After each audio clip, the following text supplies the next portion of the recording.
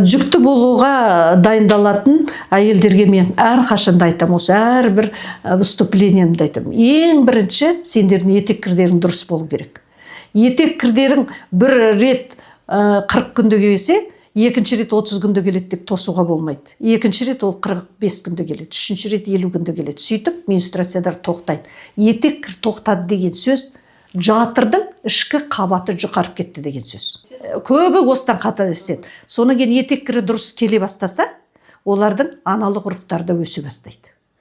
Енді қазір гормондары нарушены балалар өте көп, гормональный нарушение, мультифолликулярный дейді. Бір жағында 25 фолликула, екінші жағында 20 фолликула өседі.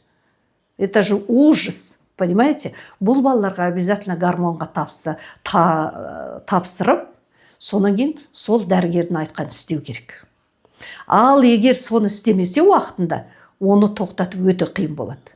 Біз просто олардың етек кірін дұрыстаймыз да, сонан кейін ана 20 фолликуланың ішінде бір-ақ фолликуланы қолмен өсіріп береміз. Оны біз ғана істей аламыз. Біз қолмен бір күнде 1,5 миллиметр өсіреміз. Ол сондықтан.